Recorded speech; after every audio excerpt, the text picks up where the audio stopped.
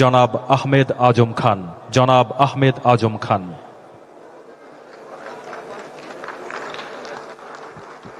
বিসমিল্লাহির রহমানির রহিম। জুলাই জাতীয় সম্মেলনের এই চমৎকার এবং প্রাণবন্ত অনুষ্ঠানের সম্মানিত প্রধান অতিথি, গণপ্রজাতন্ত্রী বাংলাদেশ সরকারের মাননীয় প্রধানমন্ত্রী, আমাদের আশার বাতিঘর জনাব তারেক রহমান, জনাব সভাপতি, মন্ত্রিপরিষদের মাননীয় সদস্যবৃন্দ, জুলাই শহীদ পরিবার, জুলাই আহত যোদ্ধা, জুলাই পরিবার, আমরা জিয়া পরিবার, সুধী মণ্ডলী, সম্মানিত সাংবাদিক বন্ধুগণ, আসসালামু আলাইকুম। আমি প্রথমেই শ্রদ্ধার সাথে স্মরণ করছি মহান মুক্তিযুদ্ধের মহান ঘোষক, আধুনিক বাংলাদেশের রূপকার, গণতন্ত্রের পুনঃপ্রবর্তক শহীদ রাষ্ট্রপতি জিয়াউর রহমানকে।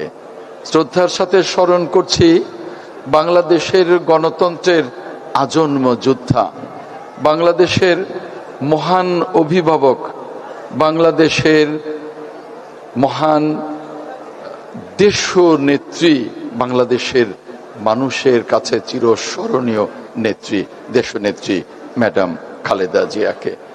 সম্মানিত উপস্থিতি, জুলাই গণ অভ্যুত্থানের প্রচুর আহতরা থাইল্যান্ডের ব্যাংককে চিকিৎসাধীন আছেন। আমি তাদেরকে দেখতে গিয়েছি। তাদের জন্যে মুক্তিযুদ্ধ মন্ত্রণালয়ের একটি উইং তৈরি করেছি, জুলাই শহীদ অধিদপ্তর। এই জুলাই অধিদপ্তর থেকে আমরা শত শত কোটি টাকা ব্যয় করে থাইল্যান্ড, দেশের ভেতরে থাইল্যান্ডের ব্যাংককে, রাশিয়াতে, সিঙ্গাপুরে এবং তুরস্কে যারা আহত তাদের চিকিৎসার ব্যবস্থা করেছি এবং এখনো চিকিৎসাধীন আছেন। বাংলাদেশে জুলাই যোদ্ধাদের মধ্যে 14,000 জুলাই যোদ্ধা শহীদ পরিবার আহত, এদেরকে আমরা নিয়মিত ভাতা দিচ্ছি জুলাই গণ অধিদপ্তর থেকে।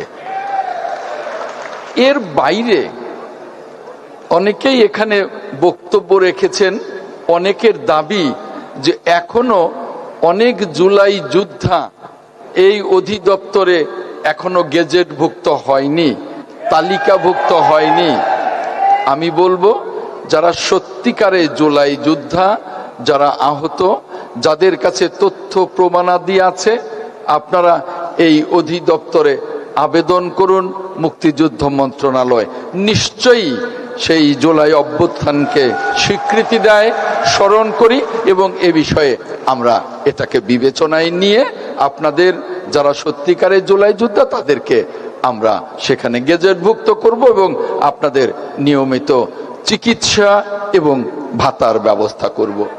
বড় কথা হলো, মাননীয় প্রধানমন্ত্রী, যিনি দীর্ঘ 16 বছর এই গণতন্ত্র পুনরুদ্ধার আন্দোলনের নেতৃত্ব দিয়েছেন এবং জুলাইয়ের ছাত্র গণ অভ্যুত্থানের পেছন থেকে যিনি মূল নেতৃত্ব দিয়েছেন, যিনি মূল নায়কের ভূমিকা পালন করেছেন, ওনার নির্দেশে আমরা এই জুলাই যোদ্ধাদের সাথে, জুলাই পরিবারের সাথে আছি, থাকব এবং মাননীয় প্রধানমন্ত্রীর নেতৃত্বে মুক্তিযুদ্ধ মন্ত্রণালয় যা যা করা দরকার সব করব ইনশাল্লাহ।